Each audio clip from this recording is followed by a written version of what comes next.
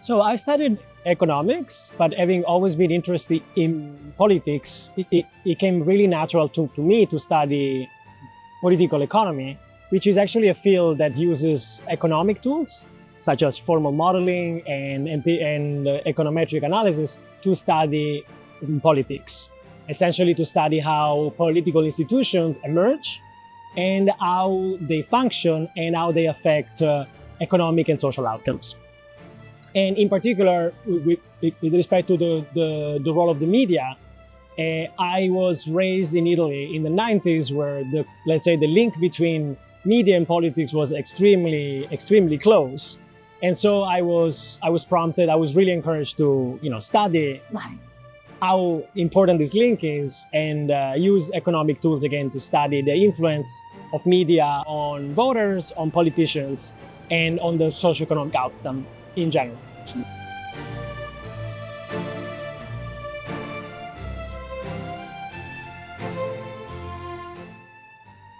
So the hard part of studying the effect of media on voters is that on the one hand, exposure to media affects your ideologies and your views, but on the other hand also what your ideologies and your views are determine what media you're exposed to.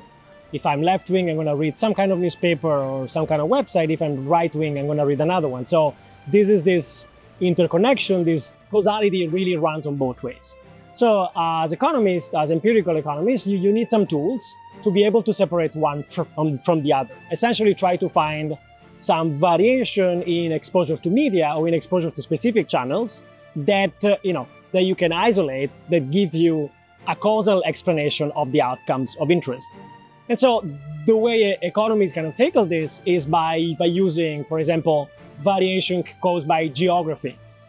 I have my antenna of a radio or a TV channel is here. I have a village that is served by the antenna that gets the signal, another village that does not get the signal, and I compare people on both sides of this mountain.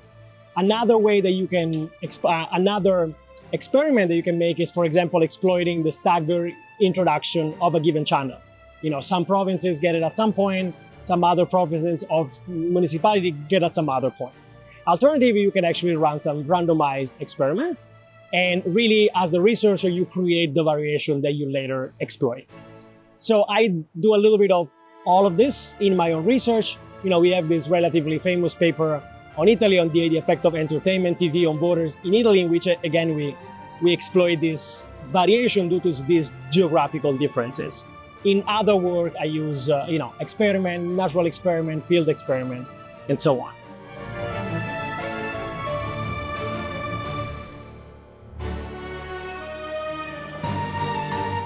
So, two phenomena are particularly important in today's times. I think the first one is the rise in political polarization, both within countries and across countries. And the second one is the consequences of the rise of populist parties and leaders around the world. My research is focusing a little bit on both, in the sense, on the one hand, I study what are the causes and the consequence of political polarization. On the one hand, when it comes to partisan divisions, why are partisan divisions in the United States, but also in Italy and other countries increasing over time, and what are the consequences, the causes and consequences of this? And also when it comes to the rise of political parties, of populist parties, what I really I'm interested in understanding is how this is affecting people, but also when it comes to media independence. And in particular, I'm running different projects. I'm conducting different projects in different countries that try to elucidate these questions.